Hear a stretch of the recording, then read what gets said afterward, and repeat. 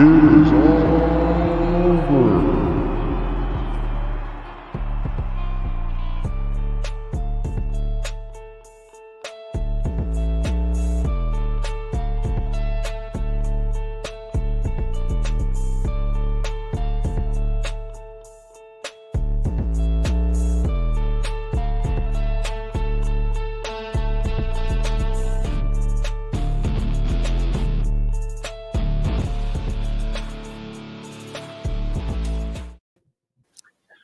Hey everybody, what's going on? It is a Thursday night. It is 9 p.m. and that means that the black box explodes and out comes the Insiders logo and we are all set to go on a Thursday night. So a little bit of a shorter show tonight, a little bit of an abbreviated one. Won't keep you as long because we got a big weekend coming up, and so we just kind of figured, you know, we'll get some stuff out of the way.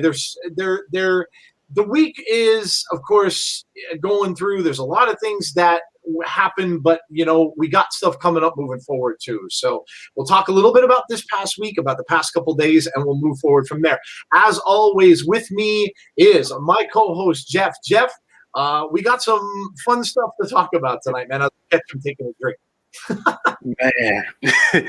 Man, it's a good bit to talk about, and a lot of good things happen. Yes. The favorite moments, you know, we might have like 3 A and B, 2 A and B. I mean, we might have a few, but hey, you know, it was a great week, and looking forward to what we got this weekend. Absolutely, man. We've got some stuff coming up. If you did not already know, so obviously after this show, nothing tomorrow. Check out Tazzy's stream for some things going on tomorrow as well. And then on Saturday, we have our prediction show. So the Elimination Chamber prediction show will be 9 p.m. Eastern time Saturday night. We'll be right back here. We'll have everybody with us, and we will do our picks. and predictions for the big show on Sunday. And then, of course, the following night, 6:45 p.m. Eastern time, is the Elimination Chamber. It's here already. Seems like we just were talking about this not that long ago, and already we are good to go for that. So lots of speculation around it, lots of talk that we will do on Saturday night around Elimination Chamber. We'll see probably maybe some more matches made on SmackDown tomorrow night as well. So let's get down to it. I'll welcome some people in, and we will get started. So Joshua Mickelson, hello. Moda alert. Moda is here. Chad Schrader is here as well. John Ricky Hubbard, what's up with you? Nathan Salas is here. Yeah, hello to you. Sapphire is here. DJ B. Tazzy says it's an insider's party, baby. It is. Rusty Shackelford is here. DJ Kryptonock is here. James Chadwick. What's going on, James? Little T is here. Wrestling Lane. Hey, everybody. Hey, Tazzy. Hello to you. Marcus Ryan is here. Little T is here. Sean Rousset is here. Welcome, welcome. Who else? Sean Suslowitz. Oh, my God. I can't say S's. Sean Suslowitz is here. Hello, Sean. Listen, on Abby, he was on Abby. I would never say his name when he was in the chat. I would never say it, and then finally I was like, okay, I got to stop being scared of it. What is it? And he was like Suslowitz. So there you go. So I don't blame you. And he and I were just talking about the Hartford Whalers yesterday, of all things. So I butchered his name right off the bat. Rusty says Shenanowitz. Shenanowitz. Sonny is here. Hello, Sonny. Eric Travis is here. Hello, Eric. What's going on? Butterspark is here as well. And we have King. What's up, King? Go down the list. Maj Raju is here. Hello to you.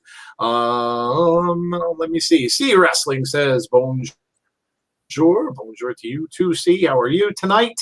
And looks like Mustafa is here. Hello to you. All right.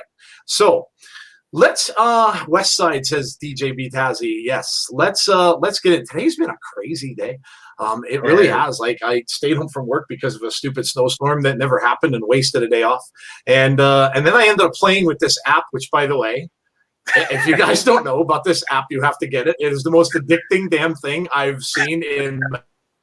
It's called Reface.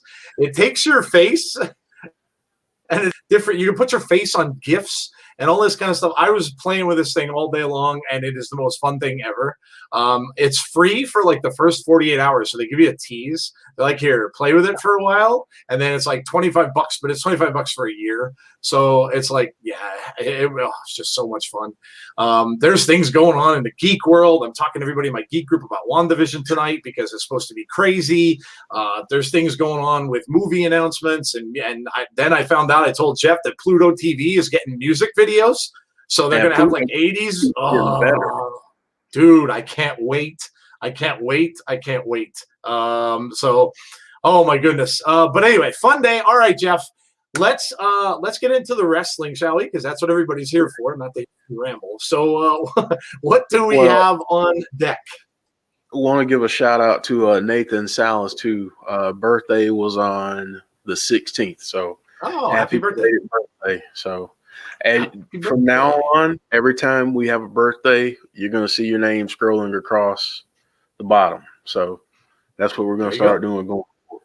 Oh, there you go. A little birthday celebration. Cool.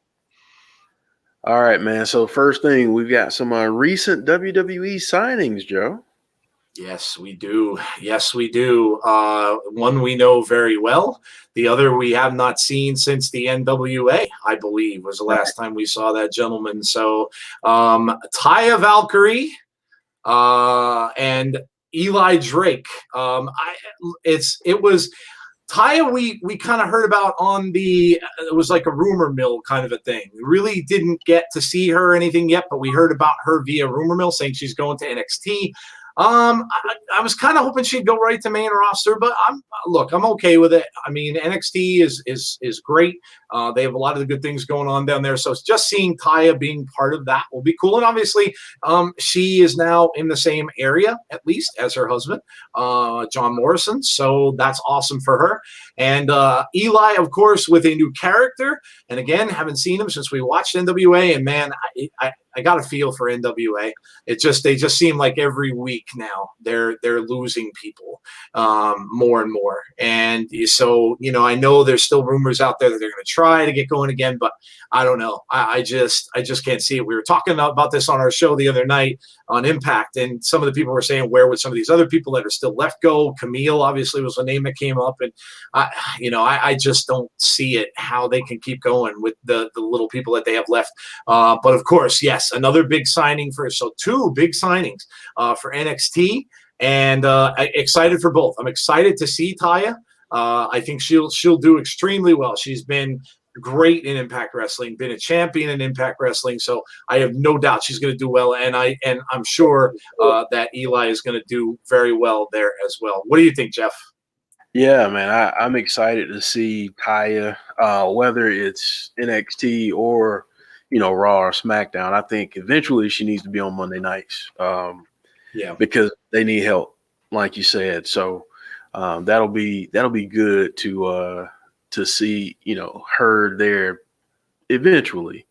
But I think right now, just to get used to the style, because I know it's going to be a little bit different things that they like to do in WWE as opposed to other places, but really excited about her. And honestly, Eli Drake, aka LA Knight, that he's going by now, man, this dude came in, shots fired already. He's aiming for the top, so I'm looking forward to a Finn Balor LA Knight, or Karrion Kross LA Knight, or whatever. I mean, whatever you throw me, I will definitely take it. So definitely looking forward to seeing this guy. Yeah, same here. And like you said, just came right out of the box, had that contract signing with Regal in the back, and he looks great. And great to see him. Haven't seen him in a while. And two big signings for NXT. So NXT looks like they go ahead. And there's one more reportedly, a guy that we've been seeing a lot of, Blake Christian. Oh, okay. Yeah, that's right. Signing with NXT. So, that's WWE going to NXT. So, yeah. That's right. He's been on Impact. For those of you that have come out and watch Impact with us, he's been in a lot of their weekend pay-per-views that they would have. Of course, he was in Genesis. Always was great in the matches we saw him in. So he'll be another great addition, whichever way they choose to use him. So it does look like, we got that news from Triple H a few months ago saying that he's open to working with people, and nobody really knew what that meant. And everybody's kind of thinking, well, you're not going to be doing things with other companies and stuff like that, like the Kenny Omega stuff. But maybe this is kind of what he was talking about. Maybe he was talking about, hey, I'm going to look at other companies, Impact and so on, and we're going to see if any of these people are good to come over to NXT and get them over to NXT. Maybe that's what it was. But two big signings. People that love NXT should be really, really excited because, again, two great names, and I can't wait to see what both of them do. And NXT has been brilliant, as I'm sure we'll talk about in favorite moments in a little bit too, Jeff. Exactly. All right, sir. Finn Juice, David Finlay, and Juice Robinson made their Impact debut, and boy, did they make things interesting. Yeah, Jeff, why don't you start with this one? Because, again, I defer to Jeff with this team because he knows more about New Japan than I do, plain and simple, and I haven't seen the guys as much. So, Jeff, you start this one out, and then I'll just chime in, and I'll just talk about what they look like in the match and how exciting the end of that match was. Yeah, I mean, these guys, they kind of alluded to it on Tuesday night. They've been up and coming for a while. Now they're here. They've been IWGP tag champions before. I'm so glad that we're getting them to come over because it honestly the whole thing with the Good Brothers, I think, is going to do them some good, because a lot of times what happens with New Japan is that a lot of American fans just don't watch it, and it's because of the time it comes on.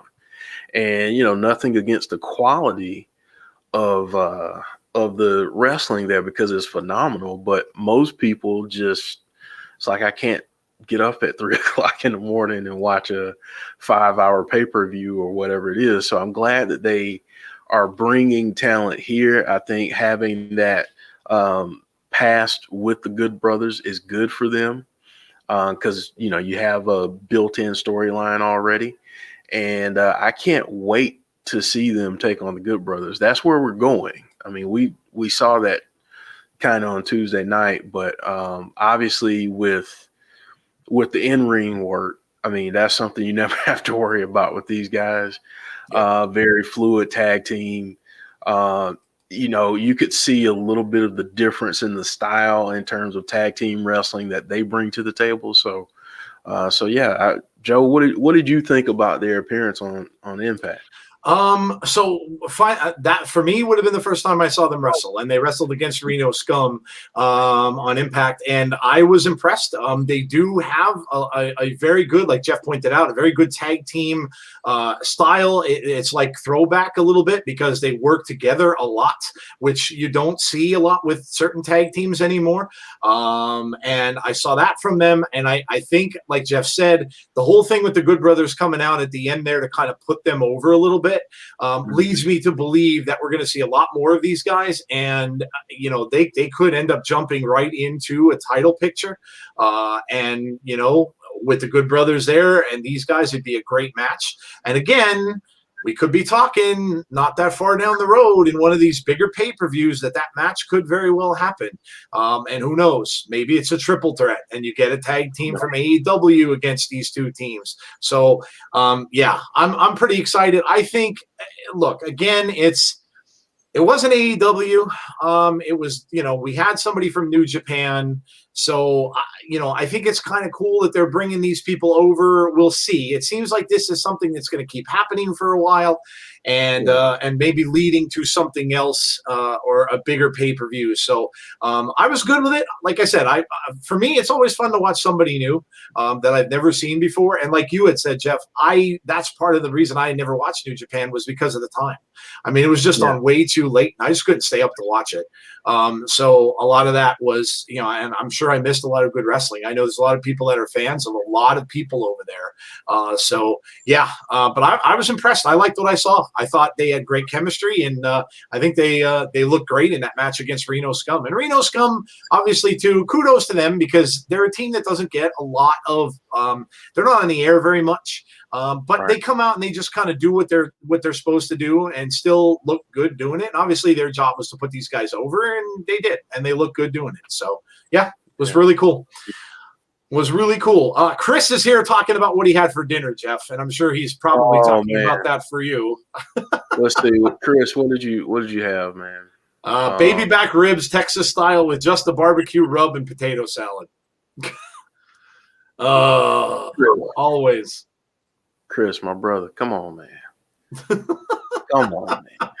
Like, I'm gonna have to air some grievances out. Yeah, we're gonna have to air grievances out for Chris's food reporting on the. And he sent me a picture of a cake that he made, and a chocolate cake with strawberries on top. Dude, you're such a tease, man. You are such a tease. Oh, dude, that's horrible. That's horrible. Give the man some love, man. Send him something. Good Lord, man. DoorDash it over. Whatever you got to do. Man, oh, man. When the pandemic is over, though, me and him are doing a wing eating competition. Oh, there you go. Like we got to team up and do a wing eating competition. We got to give the people what they want. You might have to put that on the channel. That would be fun. Yeah. Watch. Oh yeah. We'll do that for sure. That'd be fun to watch. Eli is here. Hello, Eli. How are you? I think some other people might have popped in. Azan, I'm not sure about. Big Dan is here. Hello, Big Dan. Good to see you tonight. Hope you are doing well. And Jen Carter is here. Hello, Jen. How are you? All right. So, what is up next in the news, Jeff? Oh man. Well, Um, Lacey Oh. Evans was reportedly pregnant in real life, away from the screen. So yeah, Joe. First and foremost, congrats to Lacey Evans, of course. And we'd be remiss if we didn't say that. Her and congrats to her, and all the congratulations are due there. I know there were a lot of other wrestlers as well congratulating her on it. So, and obviously the storyline will need to be changed. So we're going to get someone else, obviously wrestling Asuka, if they're still going to have that planned match for the Elimination Chamber. So it will be someone else stepping into that role. So we'll see what that is going to be. But I digress. So, let's go, I guess, right into from this and segue. You know what? Everybody seemed to like this segment the last time. I feel like we just Joe, floor is yours. I'm just gonna sit back and just relax. I gotta tell you guys, when I saw this, the first thing that went through my mind was, is Vince Russo back writing for WWE? That's the first thing that went through my mind. Did Vince hire Vince back to write Raw? Look, comedy, I get it. Okay, I get it.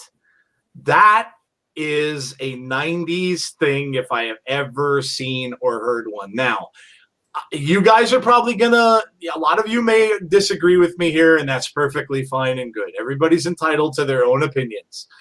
And a lot of you may disagree with me. And a lot of you may say, this kind of goes back a little bit with me to the whole Jeff Hardy and being the drunken storyline too, and how I thought that was classless and tasteless. Well, it goes kind of double for this one, and I'll explain why. To have, now she never acknowledged that Rick was the father. She said it, and then Rick kind of just started doing his woo, woo, and dancing around as if that. So it was definitely implied.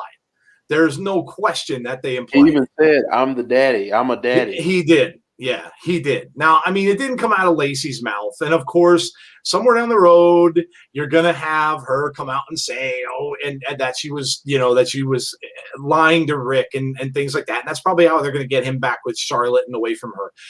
But even still, look, women have come so far in this business over the last few years. We talk about them constantly on Impact Wrestling, on NXT, and of course the WWE roster. They are main eventing matches that are phenomenal. There was one on AEW last night that was considered to be a match of the year candidate already. Look, it has come so far, and then to do this, to me. And again, I know a lot of you are going to say, it's no big deal. It's funny. It's about, look, I get it. I get the comedy, right? Because I know, half the comments on Twitter were all about the Ric Flair comedy and, Space Mountain is made of dust now. And, I saw it, right? I saw it all and I get it. And I get the whole thing with Nia Jax started and maybe they're turning to some more comedy. I don't know. But see, to me, and what you guys are probably going to say is, well, Lacey probably agreed to it. That doesn't make it any better to me because Jeff Hardy may have agreed to his storyline as well, but that doesn't make it any better. And you don't know what goes on behind the scenes. So you don't know whether they're being told, like I've heard many, many times wrestlers talking about things like when Mark Henry was talking about the whole thing with Mae Young and the hand storyline, he was told he had to do it. It was his job. He had to go out and do it. So we don't know what these wrestlers are being told that they have to go ahead and do. Now, I'm sure Lacey may have broke this news a little bit late and kind of told them, just recently, and they had to get something, they had to do something. To me, and again, maybe I'm taking this too hard, but to me, it's tasteless. It's tasteless, and it sets women back in wrestling. That's my opinion. I don't think it's funny. I think it's ridiculous that she, and because look, it didn't even really fit the story. She was talking about just a week or so ago when she was doing promos, she was talking about how she made it seem like Rick was just kind of a mentor, right? Like, oh, I'm learning things from your dad and all this kind of stuff. So it wasn't like it was they weren't playing it up that it was a romantic thing. So it came just out of nowhere, and it just really seems to me like a piss poor way for writers to try and be stupid. And to me, like I said, look, the women don't need this kind of crap anymore. They're not. This isn't the 90s. This isn't the 80s. You don't need to have these stupid pregnancy storylines. Who's the father? What wrestler's the dad? And in this case, a man Ric Flair's age. Are you serious? That man, too, is a legend. And you're going to use him for something stupid like this? Come on, man. Come on. I mean, people are talking about sexual chocolate. Yeah, I mean, this is not that time anymore. And nobody wants it to be that time anymore. This stuff is cringe. Like, it just shouldn't be on wrestling TV. It shouldn't be something that they have to come up with. Be a little better. Be a little more creative than something like this. And just say, oh, yeah, Ric Flair's, still going around and knocking women up, ever since the 70s and 80s, and he's still doing it today. Wrestling doesn't need this, especially women in wrestling don't need it. And I'd love to know, and we may never see it, right? We may never find out what they're saying about it, but I would love to know what some of her peers are thinking about this and what some of them are saying about this. And we know they probably can't say, because of the whole social media business and all that kind of stuff. That's another thing for another day. But, I don't know. That's how it comes off to me. It's one man's opinion. You may disagree with me, and that's certainly fine. I just thought it was just ridiculous. I didn't like it. I thought it was just dumb when I heard it. I'm like, and again, all it made me think of was the writing that Vince Russo used to do, because this really seemed like something that he would come up with. So I don't know. Yeah, they could have had an injury. They could have done it any number of ways, Sapphire. Yes, I agree. There's many, many ways to write it off. There's many, many things. And then, she had to come out with the thing, well, you can't touch me because I'm pregnant, and then Rick just goes bananas. I don't know. Funny is one thing, but when you're trying to elevate women in this business, you don't need it. You don't need it. Big Dan saying, remember Vince wanted Shane to be the father of Stephanie. Yeah, see, that kind of stuff, it doesn't fly anymore. It was big in the 80s and the 90s and stuff like that, but it doesn't fly anymore. Vince Russo would be proud of this. He would. He has a podcast. I would not be shocked if he talked about it. Would not be shocked. Sonny saying about how Lacey's husband felt, he's probably thinking to himself, well, she has to do her job. So I don't know, man. I just that's my feeling on it. Jeff, I'll let you talk about it too. But it really came off as tasteless to me. And I think, Jeff, you made a comment to me after I mentioned it to you, and saying stuff like, they go so far, right? They do so well, and then it just almost seems like they take these stupid steps back, where it's just something just dumb that they do. And you mentioned stepping on their own feet, and that's what it and is. Look, I'm not out here saying, guys, that I hate WWE. I'm not saying that at all. Raw, I thought the ending was fantastic. I loved the show for the most part, and we just got off an amazing NXT pay-per-view, and there's going to be an Elimination Chamber that's coming. Rumble was great. I am not saying I hate WWE. I just don't like this kind of stuff, and it doesn't matter who would have done it. If this would have happened in Impact, I'd be saying the same thing, or in whoever, or NXT. I would be saying the same thing. This just came off to me as completely tasteless and lazy writing. Go ahead, Jeff.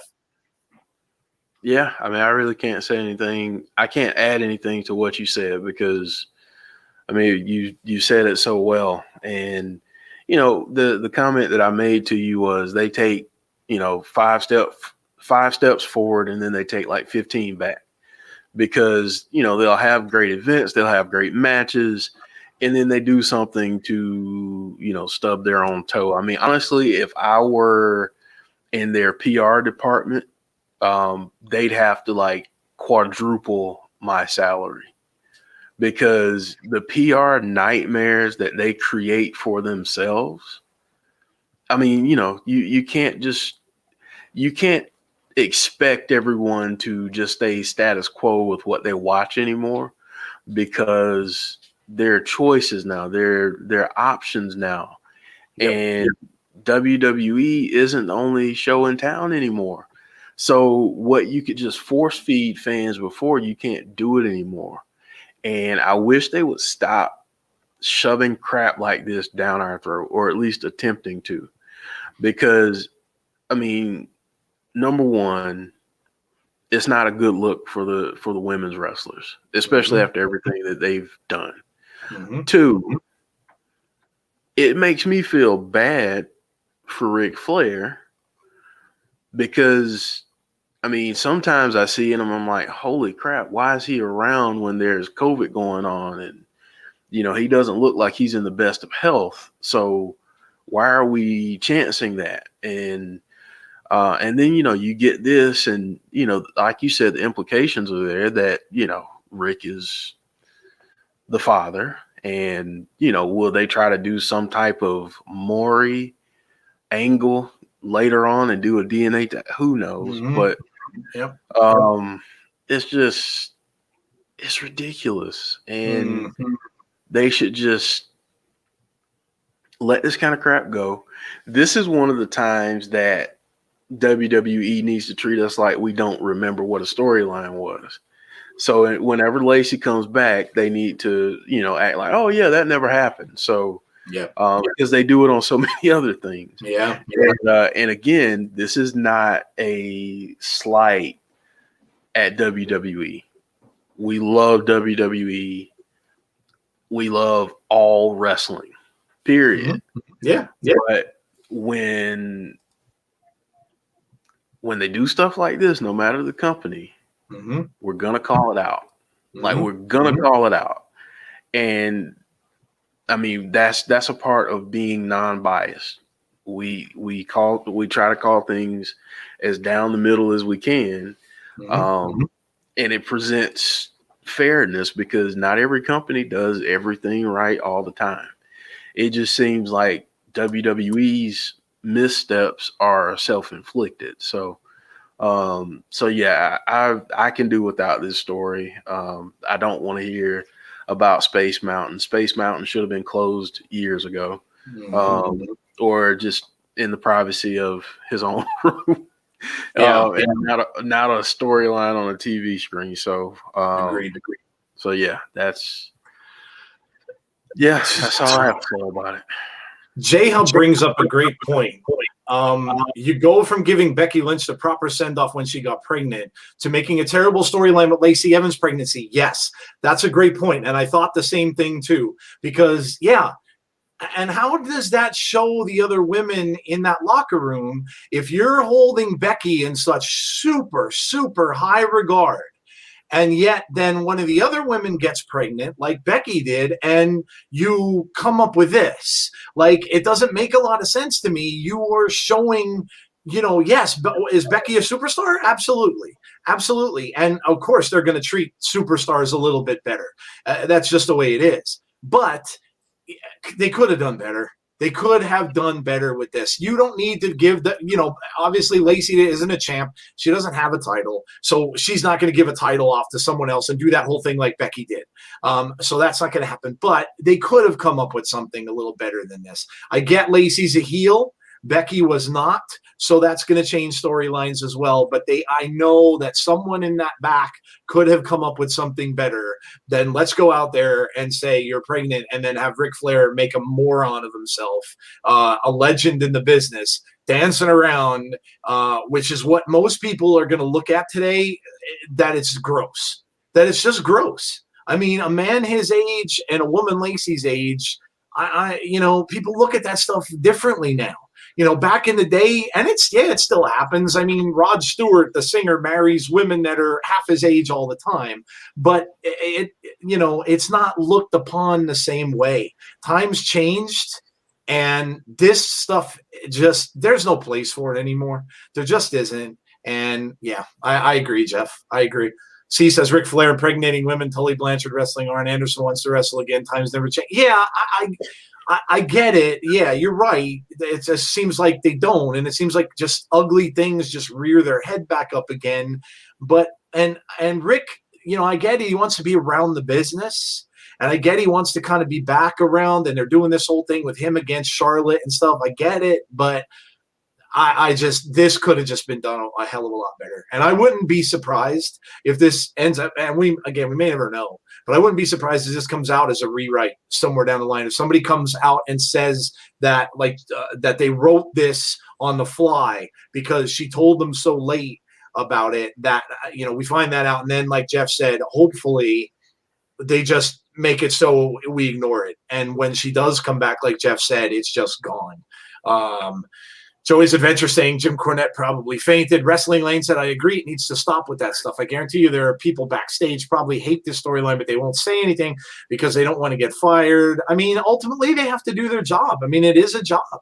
So ultimately, and Jeff will attest to that, when a wrestler is given a storyline, you have to, that's your job. You just got to go out and you got to execute it regardless of whether you think it's stupid or not. That's their job. They have to do it. So, I don't know. I get it. Maybe they're trying to push the funny because of my whole thing. Maybe that's what they're trying to do. They're trying to go with some comedy, which is great. It's fine. My whole thing was hilarious. And, Nia was playing that up. So, but this, I don't know. I just don't like it. I just don't like it. And like I said, it's one man's opinion. It's not going to make me stop watching wrestling. It's not going to make me stop watching WWE. But I just don't like it. And to me, it's demeaning, and to both, not just Lacey, but it's demeaning to Rick.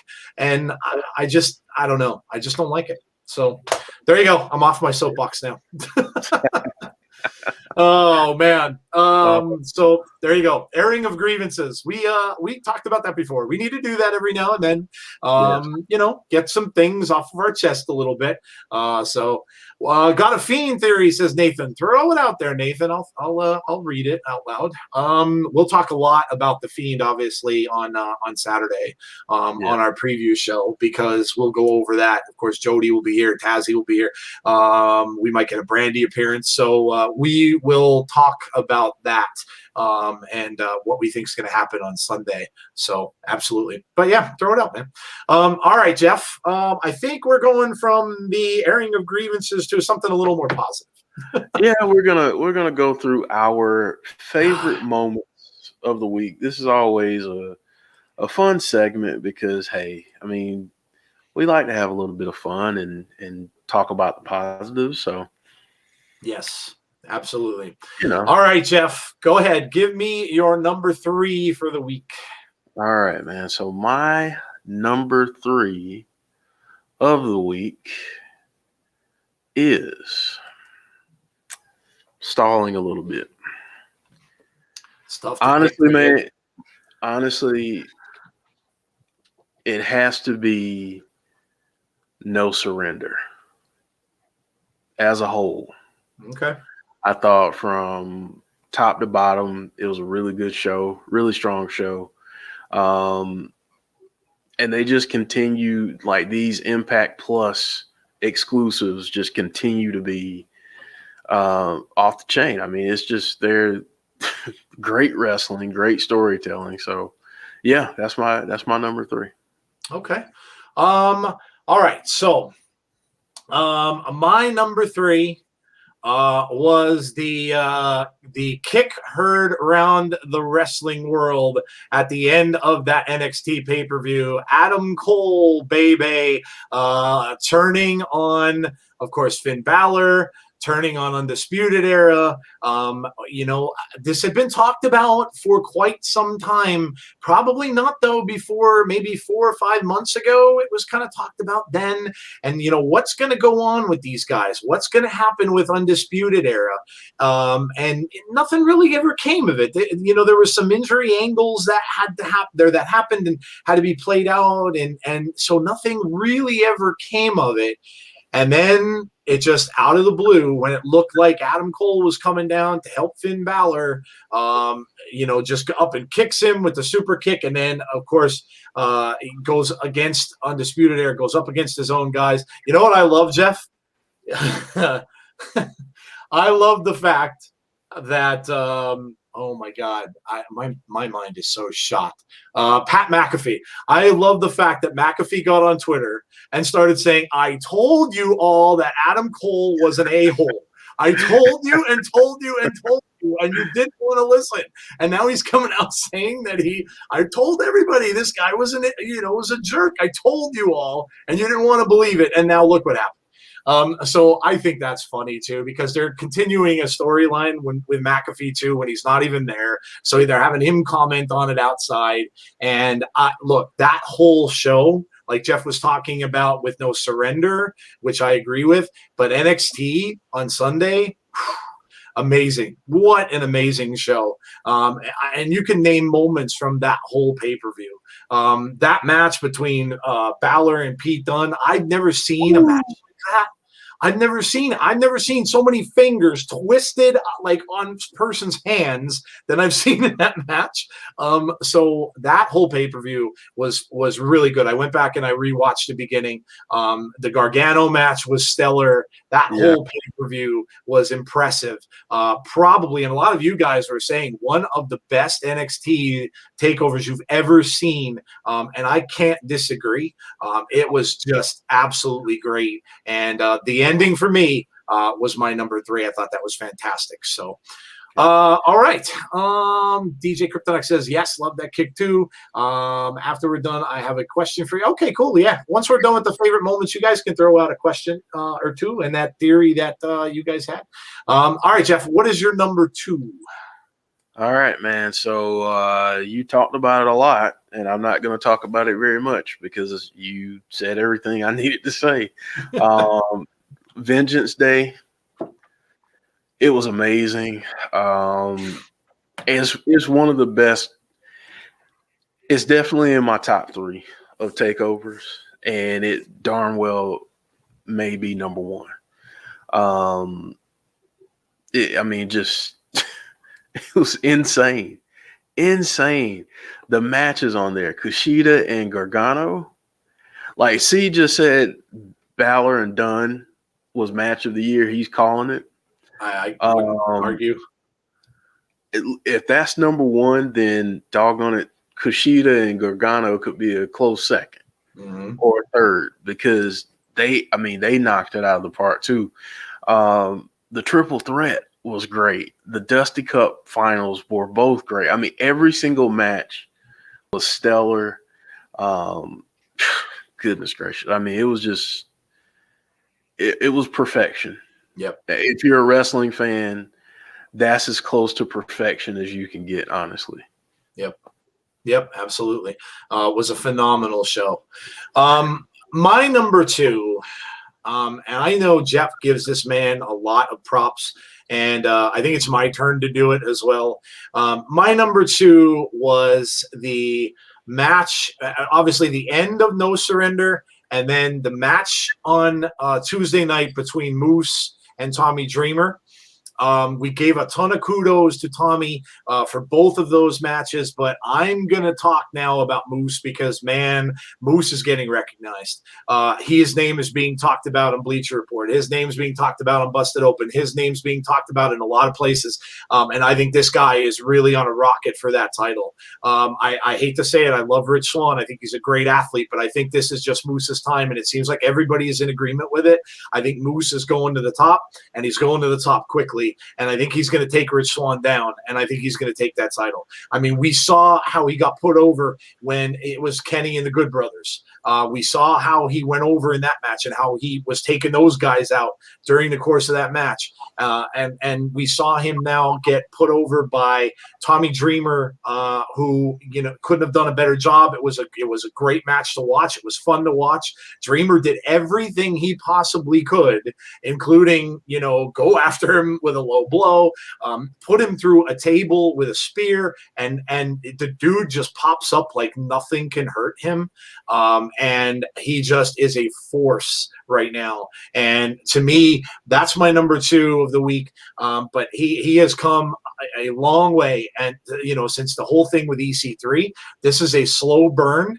They've been doing this with him now for a while, but I really think that they're setting him up to be, and man, the thing I was talking about this with Jeff is like, who is going to knock this guy off? Who is going to come along and knock him off of that pedestal? Who's going to take him out?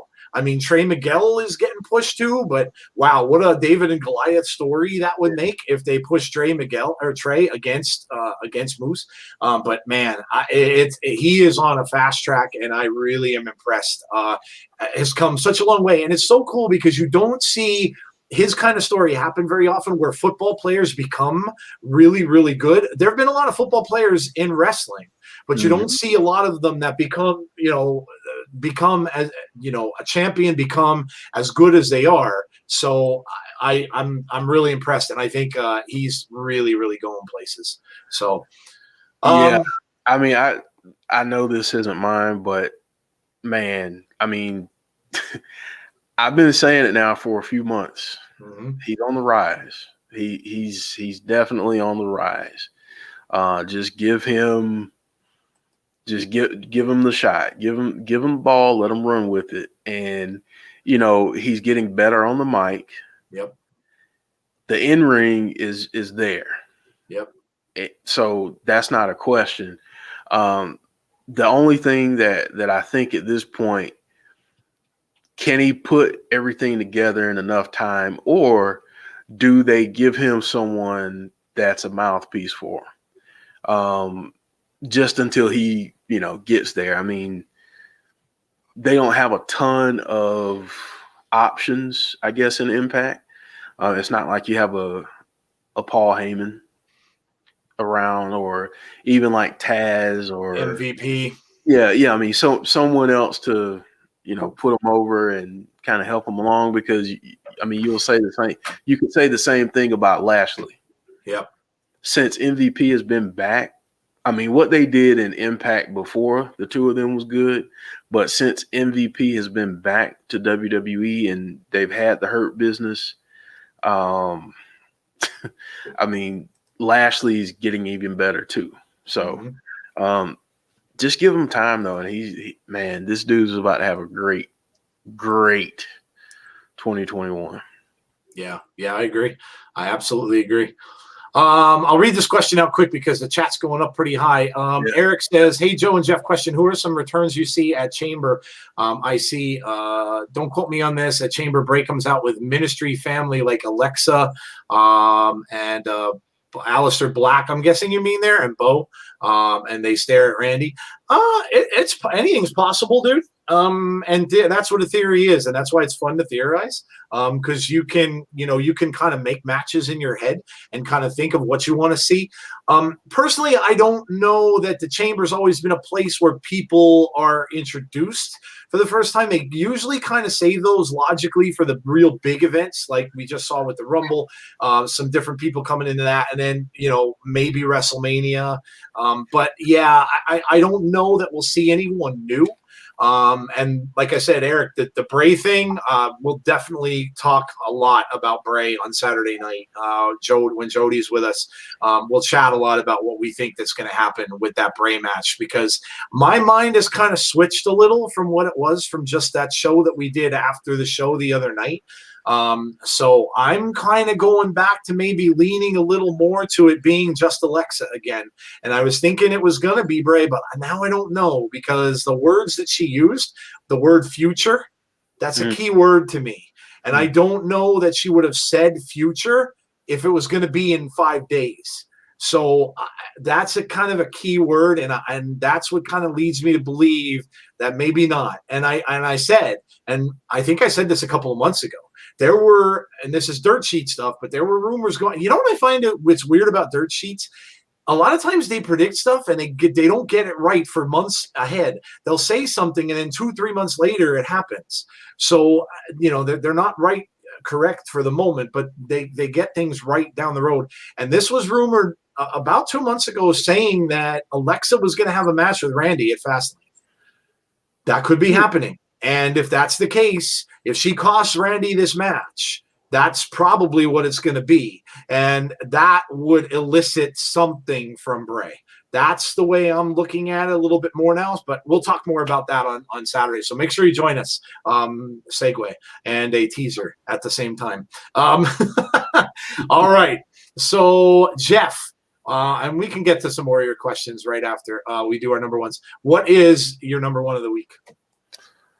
Man, I'm having a difficult time with this one, but I'm going to give credit where credit is due. Serena Deeb.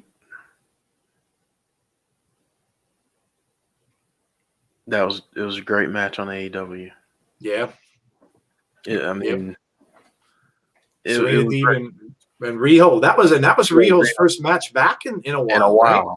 Yeah. It's amazing what happens when you give things proper storyline. Well, not storyline. This is just a tournament, so that's in and of itself. But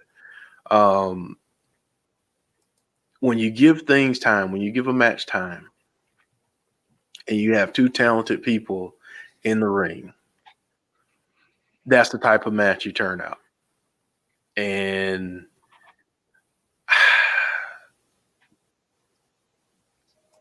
I mean, like, I don't know what else to say about it. It was an awesome match. Yeah. And, if people haven't seen it, I hope that you check it out at some point, because it was amazing. It truly was amazing. So, it was. I just thought it was a great match. Yep, I know. I agree 100%. And again, that was another one that people are talking about for match of the year. So yes, it was. It was a very good match. I thought that the first match she had back, and it was fantastic. And like I said, we a lot of times we don't talk well about their women's division, and rightfully so. They don't spotlight them. Maybe they're learning. And that, look, if you're going to move forward, that's what they have to do. They want to get with the times and get with everybody else. That's what you've got to do. And these matches, so this is 2 weeks in a row, because the prior week we had Britt Baker and Thunder Rosa, which was fabulous. So we got two really good women's matches right in a row. And yeah, so I agree with you, Jeff. Kudos. It was absolutely a great match to watch.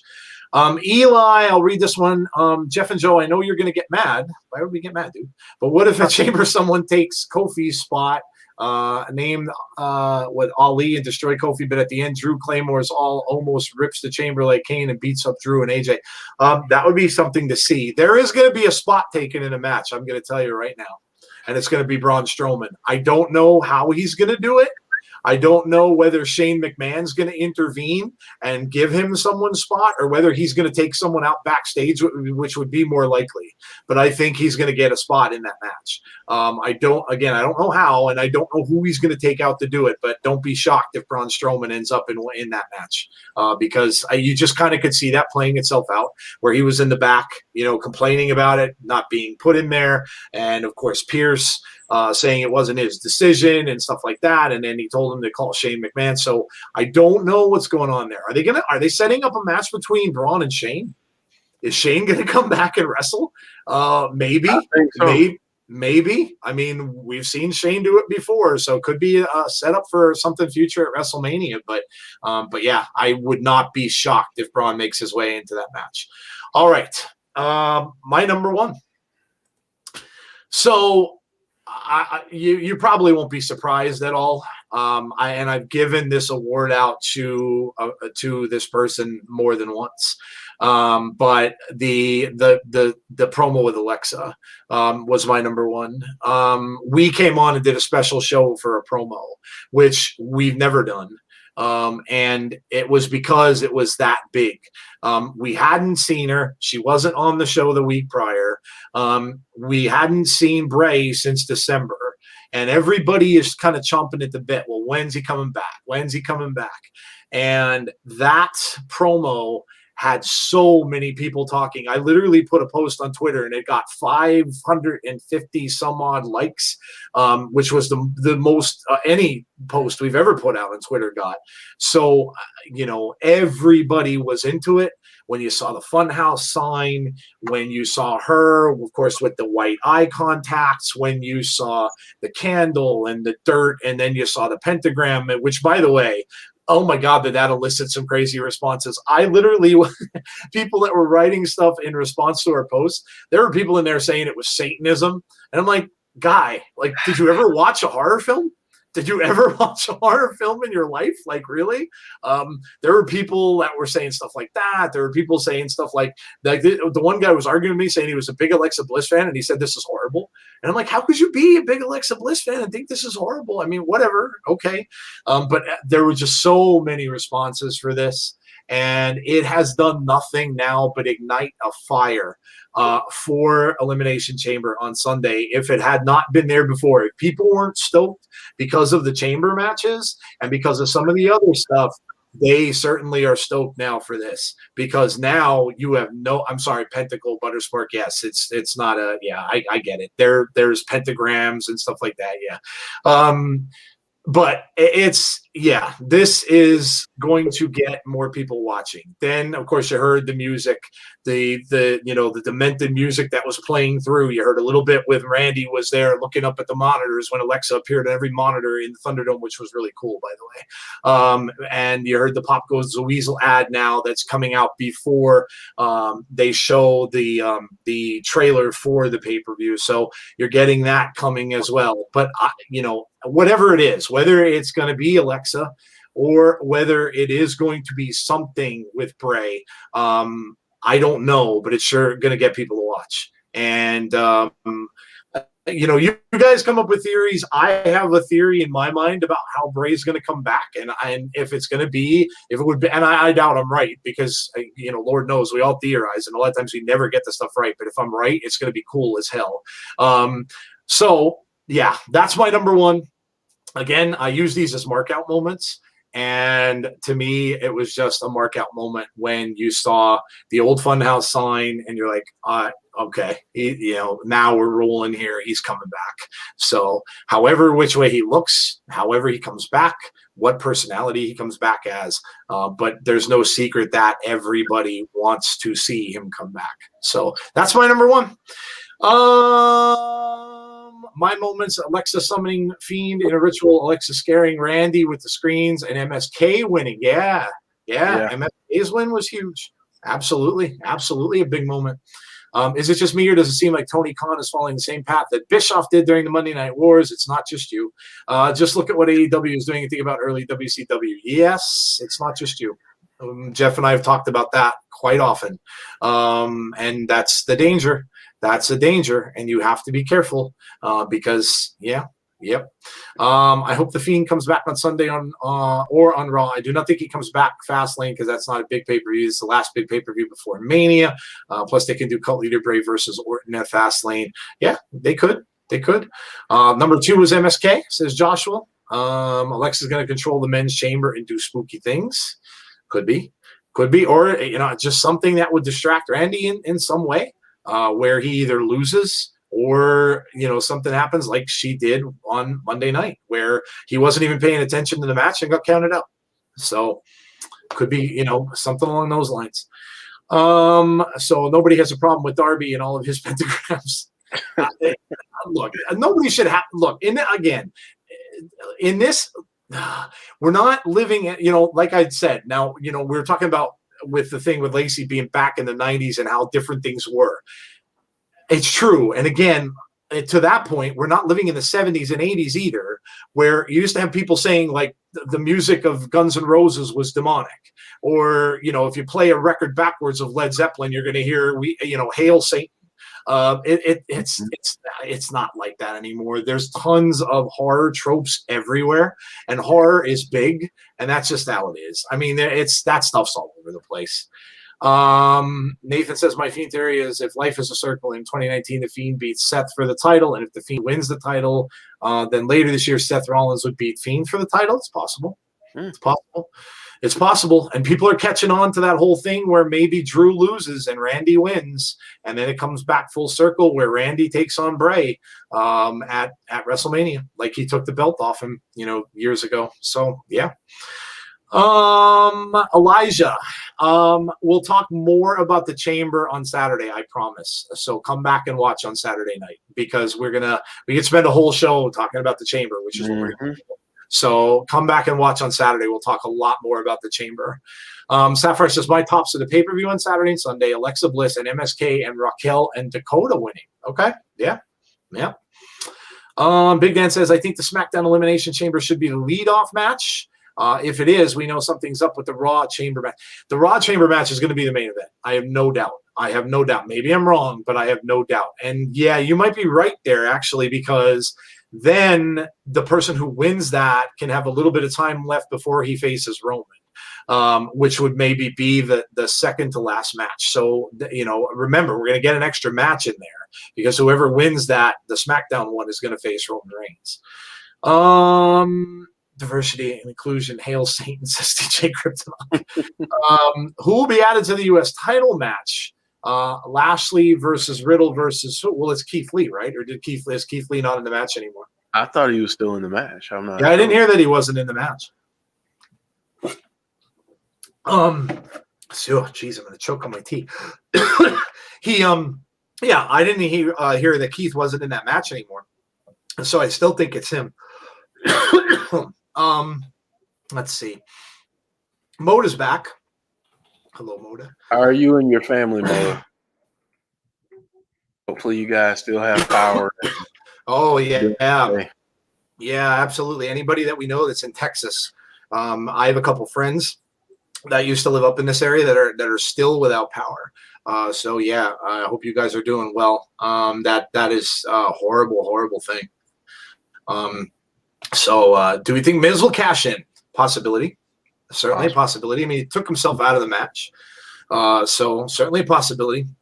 I think that was a case where they kind of realized that why did we put Miz in that match anyway when he already has a briefcase? It really didn't make much sense. So I think that they probably just took him out of it. Yeah. J Hub says they built Sting up all these weeks just to do one segment and make him look weak. Team Taz never attacked Sting. I don't think he looked weak. I mean, he threw his bat down. So they were Taz was baiting him. And he said, you can't do anything without the bat. He threw the bat down. I'm going to tell you something. What I got from that though was, man, I talked to Jeff about this before we went on. I cringed when I saw him take that bump. That was not, to me, a bump that you're going to have him take from a guy that size right on the neck. So I cringed when I saw that, and thankfully, I guess he's okay. I mean, I saw him come up a little weird, but I just don't want to see the dude get hurt at this point in his career with the injuries that he's had. Adam Cole super kicking Kyle O'Reilly was 21st century equivalent of the barbershop incident. Why is AEW putting Sting in a position to get injured or worse, end his career? Yeah, that's what I just mentioned, Nathan. I hope he doesn't take bumps. I mean, Sting is one to probably not decline to do anything. So, yeah, DJ Kryptonite says he's just trying to put Brian Cage over, sure. But I hope like I said, I hope he knows what he's doing, and I just don't want to see him get hurt again, especially with that neck thing, because, man, you could really, really have problems. Let's see. If you look at Sting's shirt, he had a padded vest under his shirt. That's why he had a long sleeve shirt. Okay. Well, I'm sure that they would go to means to protect him, and that's fine. I just, like I said, I wouldn't have done it on the neck, me personally, but I don't book wrestling matches. So, doesn't make sense that Miz removed himself though. Why would he give up an extra opportunity at the championship? Yeah, I don't know. I don't know what's going on there. The rumor is him and Morrison are going to be in the whole thing with Bad Bunny and Damian Priest at some point. So I don't know. I really don't know. I don't know if maybe they're going on forward with that. So maybe they're not going to have him in the title picture for a while and he's going to hang on to the briefcase now. I don't know. I do not know. Tazzy saying Adam Cole, baby. Yes. All right. One more question and then we'll let Jesse go because like I said, we're not going to keep you guys long tonight. We got some other things going on the rest of this week. So we're going to cut the show a little bit short tonight. So, What if the last two is Drew and Hardy, and Drew wins the belt, but Jeff seems mad, but Drew shakes Hardy's hand. Jeff turns heel on Drew, and Miz cashes in. It could happen. Like I said, anything could happen, man. Theories are great to come up with in wrestling. That's one of the big, fun things about watching it. And yeah, anything could happen. Anything could happen. A lot of people are saying Jeff Hardy's probably the least one they would expect to win or be around at that point in time. So who knows? It's possible. Okay, Jesse, you are up. It is that time of the night. It is time for Calynn Corner. As we always do, we like to end our shows with some funny from Jesse. So, Jesse, whenever you're ready, she said he's running out of time to use the briefcase. Yeah, true. I mean, obviously, they have to use it before the Money in the Bank pay-per-view. So, we'll see. I just don't – I think whatever he does with it, I think he's going to fail. I don't think he's going to get the title. I just don't – I don't see them putting the title on him right now. So, who knows? All right. So, Jesse, you're up. Jeff and Joe, if Sting gets injured, it would be hard to support and watch AEW. Yeah, I mean, obviously it's up to Sting what he wants to do. And like I said, I'm sure they're protecting him. It's just that shot was, it was a little hard to watch. Miz only has 2 months left. Jesse's totally not ready. Well, we'll keep talking then a little bit until you're ready. Let's see. Butterspark says, I mainly just want an attack on Randy at the very end. Doesn't have to be a full reveal. Fastlane is cool with me. I just want the Fiend to take the title at Mania 37 to have full circle. It's possible. It's certainly one of the possible endings that we could end up seeing for sure. Randy wins. Fiend attacks. Randy out in the ring, and Miz cashes in. Oh my God, that would mean Miz versus Bad Bunny for the title. Oh God, Lord. That would certainly be different, wouldn't it? That would certainly be different. Wow. Is this the last network until? Yes, this is the last pay-per-view on the WWE Network. Yep. Yes. Yep. Fastlane is the debut of the Peacock Network stuff. Yep. Brian Coleman says, I just got here. Well, we're just going to be leaving as soon as Jesse comes out with some jokes soon. So a little bit shorter of a show, like I said tonight, because, again, we've got things coming up for the weekend that we need to do and stuff like that. So we're not going to keep you very long tonight. Maj says, I'm telling you now, Jeff and Joe, Jeff wins the belt. And Jeff versus Edge ladder match for the belt. Yeah. That'd be awesome. That'd be cool. Yeah, that'd definitely be a throwback. Oh, yeah, Jessie did. I saw that. She got followed by Chris Bay on Twitter. That's awesome. Yeah, congrats. That's awesome. Jesse, if he has open DMs, let us know. We might need a go-between. Yeah, I might like to get in touch with Mr. Bay and get him on our show. So if he has open DMs, let us know. Sapphire says, read my comment. Me and my family got COVID. Oh, boy. I'm sorry to hear that. It's horrible. That's horrible. I hope you guys take care of yourselves. Does anyone feel that AEW is taking a chance with Omega versus Moxley barbed wire? Don't get me started on the barbed wire explosion match. They had a barbed wire match way back when on one of their pay-per-views, and that was a nightmare. So I don't know, man. I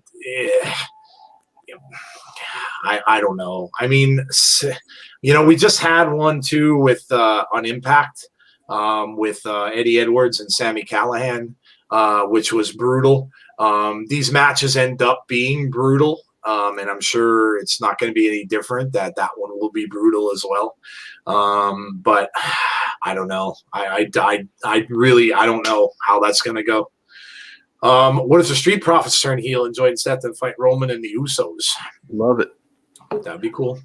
Yeah. Oh, we got that would be one. cool. We got one, Joe. Tonight proves. Oh, we got one? Yeah. Hey, here we go. Hope it's funny because I'm late. Politicians and diapers have one thing in common. They should both be changed regularly and for the same reason. Oh, that's true, isn't it? That's good. Very That's true. good. Nice. I like it. I like it. I like it. I want AJ to win the Chamber so we can get AJ versus Edge at Mania. That'd be a hell of a match, too. That would be a hell of a match as well. C says it's called Flippy Dippy Barbed Wire Bang Bang match. Oh, if they're doing a death match, we got to see Terry Funk in AEW. Oh, Lord. Well, he wasn't doing well about a week or so ago. So prayers for him for sure. No kidding. We lost enough wrestlers over the course of last year. We don't need to lose anymore. I agree. James says, yes, politicians are full of shit. Oh, good old James, to put things bluntly when we need him to. Bad Bunny versus the Energizer Bunny. Oh, boy. Oh, good Lord. Bad Bunny is the 24/7 champ. So, hey, you know, he has a title now. We'll see if R-Truth gets that back like he usually does. Jesse, did you have any more? If not, let us know. It's fine if you don't. I know we kind of sprung it on you early because we're usually on later. So if you do, cool. If not, then we will go over our stuff for the rest of the week and we will say good night. So, let me just get into that. Jesse, if you have one more or something, let me know. If not, that's cool.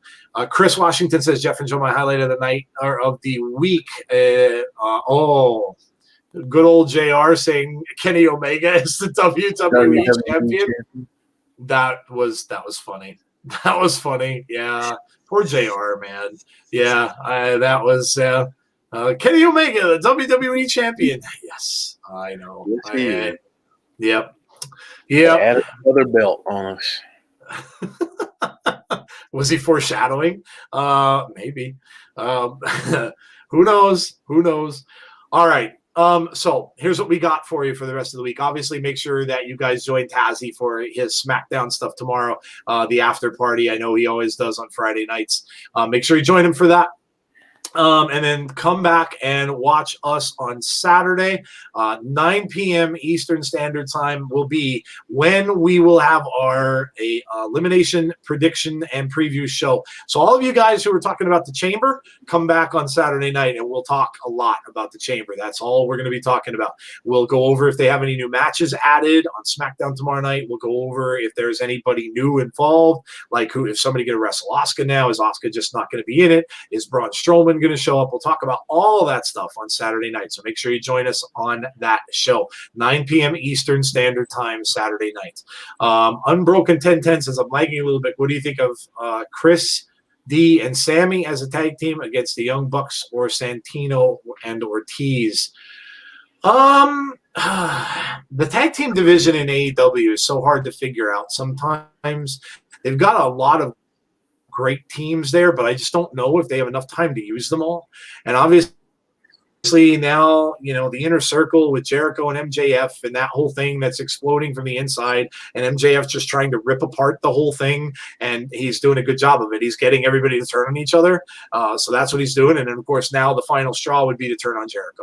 And I'm sure that that's probably what we'll see when they're going for those tag belts. So we'll see. All right. And then, of course, on Sunday, make sure you join us on Sunday for the Elimination Chamber watch along. That will be starting at 6:45, and we will get going from there. That'll be myself, Jeff, Tazzy, and Jody, unless Brandy decides to drop in. We never know. Maybe Brandy will come and join us. We'll see. She might join us on Saturday as well. We don't know. But, yes, so make sure you are joining us for those two shows. Should be another great weekend of wrestling. The Elimination Chamber is a fun pay-per-view to watch, regardless of who's in there. It should be fun to watch. And now, with all the stuff that happened Monday, it should even be bigger show to see. So, Jeff, what you got tonight? And we'll get out of here. I'm excited about Saturday. It'll be fun to talk about Elimination Chamber, and I think Sunday's going to be good. I think it's going to be something that I think it's going to be something we've been wanting to see. I think it will be a cool event. So hopefully we get more of what the future holds for the Fiend. Even if we don't get a full reveal, just something would be cool. So James Chadwick saying, where's Ethan Page? I think he's going to probably end up being back for AEW's pay-per-view. That's what I'm thinking. That's my theory. So we'll see if that holds true, but I think that that's where he's going to end up appearing. So, all right, guys, that is it. We're done. We got all of the news of the weekend, and we told you our favorite moments, and I was able to air some grievances, so it was a good night. Thank you all for joining us, as always, for myself and for Jeff. As we always say, guys, stay safe. Make sure you have a great rest of your night. Have a great night tomorrow watching SmackDown. Hope you all enjoy it. And hopefully we will talk to you on Saturday night for our Elimination Chamber preview show. Have a great rest of your night, guys. See you later.